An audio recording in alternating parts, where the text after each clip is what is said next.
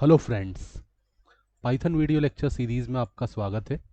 And आज के video में हम देखेंगे रिलेशनल ऑपरेटर्स, जिनको हम कंपैरिजन ऑपरेटर्स भी बोलते हैं। तो ये सारे देखेंगे, इनको आप मैथमेटिक्स में भी यूज़ करते हो। Greater than smaller than use करते हैं। तो हम इनको समझते हैं, इन ऑपरेटर्स को यूज़ करते हैं। तो वेरिएबल,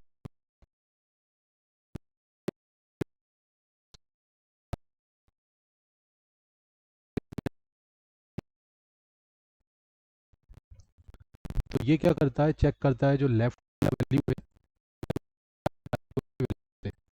ये पता है आपको स्मॉलर देन ऑपरेटर वैल्यू अगर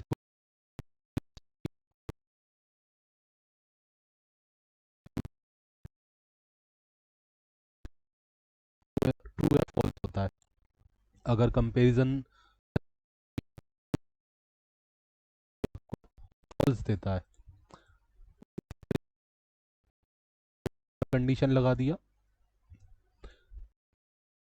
को लगा लेते हैं, बट यहाँ पे कोई दूसरा वैल्यूज़ यूज़ कर लेते हैं। लाइक मैंने 255 दे दिया, और वैल्यूज़ अलग अलग भी हो सकती हैं। जैसे यहाँ दोनों दोनों वैल्यूज़ इंटीजर थी, और यहाँ पे हमने क्या किया, एक वैल्यू फ्लोट ले ली और एक इंटीजर ले ली। तो यहाँ देख रहे हो 255.60 क्या है, बड़ा है ना। बड़ा है किससे, 40 से। तो ये कंडीशन गलत हो रही है, हमने तो लिखा है 255 छोटा है 40 से, तो ये कंपैरिजन जो है गलत हो जाएगा। तो हमें क्या मिलेगा, फॉल्स मिलेगा। ओके, इनको मैं करता हूँ कमेंट। और इसी तरीके से अब मैं आपको बताता हूँ ग्रेटर देन। तो मैंने यहाँ पे लिखा 12 ग्रेटर देन 30। तो क्या 12 बड़ा है 30 से, तो ये कंडीशन क्या हो रही है, फॉल्स हो रही है। ग्रेटर देन ऑपरेटर चेक करता है जो लेफ्ट वाला वैल्यू है वो बड़ा है राइट वाले वैल्यू से। तो यहाँ पे जो 12 है वो बड़ा नहीं है, तो इसीलिए यहाँ पे हमें क्या मिल रहा है, फॉल्स मिल रहा है। ठीक है, तो इसी तरीके से ट्रू फॉल्स के फॉर्म में हमें रिजल्ट मिलता रहेगा। और अगर मैं यहाँ पे कोई दूसरा इक्वल टू, मैंने लिखा 50 स्मॉलर देन इक्वल टू, तो स्मॉलर देन इक्वल है वो दोनों चीज़ें चेक करता है कि जो लेफ्ट वाला वैल्यू है या तो छोटा हो राइट वाले वैल्यू से, या वैल्यू वैल्यू से, तो भी आपको ट्रू देगा। तो अभी इसमें देखो 50 क्या है, छोटा है 50 से, बट 50 इक्वल है 50 से, तो अभी भी आपको यहाँ पे ट्रू मिलेगा। ओके, तो यहाँ पे दोनों चीज़ें चेक होती हैं, स्मॉलर हो इक्वल हो, दोनों ही केस में आपको ट्रू मिलेगा। तो वैल्यू टू वैल्यू डिपेंड करता है, हम जिस तरीके की वैल्यूज़ यूज़ करेंगे। कंपैरिजन अगर सही होगा हमारा तो हमें ट्रू मिलेगा, गलत होगा तो फॉल्स मिलेगा।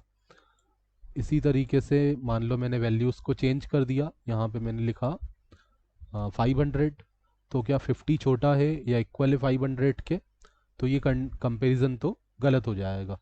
गलत हो जाएगा तो हमें यहाँ पे फॉल्स, नहीं, ये कंडीशन सही हो रही है, एक कंडीशन सही हो रही है, क्योंकि 50 जो है बड़ा इक्वल तो नहीं है बट स्मॉलर है। ठीक है, तो एक कंडीशन सही हो रही है यहाँ पे, तो यहाँ पे हमें ट्रू मिल रहा है।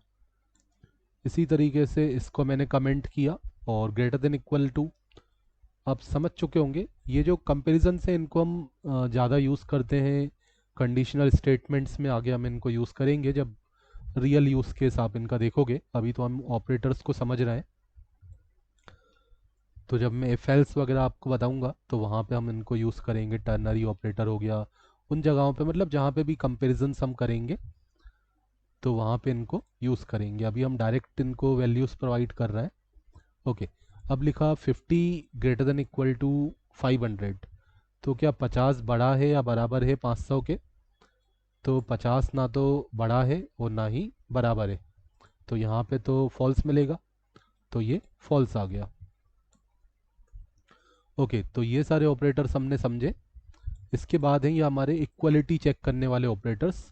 ये जो दो बार इक्वल लगाते हैं इसको इक्वल ऑपरेटर बोलते हैं, और ये होता है हमारा नॉट इक्वल। ये जो एक्सक्लेमेशन मार्क है और इक्वल का साइन है ये होता है नॉट इक्वल। तो आप कंफ्यूज मत होना, कई जगह हम ये वाला ऑपरेटर यूज़ करते हैं तो ये असाइनमेंट होता है। सिंगल इक्वल का मतलब होता है असाइनमेंट ऑपरेटर, और जब दो इक्वल लगाते हैं तो वो हमारा इक्वलिटी कंपैरिजन ऑपरेटर होता है। मैं आपको कंपेयर करके दिखाता हूँ।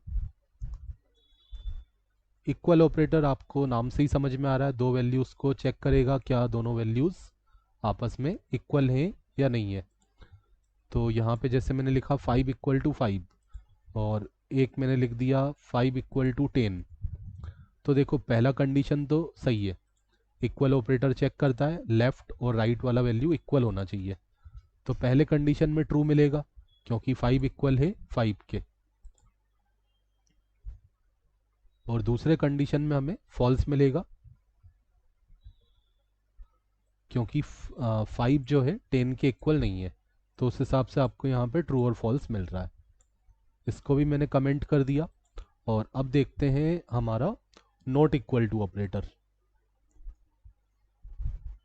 तो ये अभी हम पाइथन के फंडामेंटल सीख रहे हैं, बट इनको हम आगे रियल यूज़ केस समझेंगे जैसे जैसे हमारे कंसेप्ट और क्लियर होते जाएंगे। ओके, तो अब हम बात करते हैं नॉट इक्वल टू ऑपरेटर की। तो 5 नॉट इक्वल टू 5, तो हमने लिखा 5 5 के बराबर नहीं है। नॉट इक्वल टू आपको ट्रू देता है जब वैल्यूज़ इक्वल नहीं होती हैं, बट यहाँ पे तो वैल्यूज़ इक्वल हैं।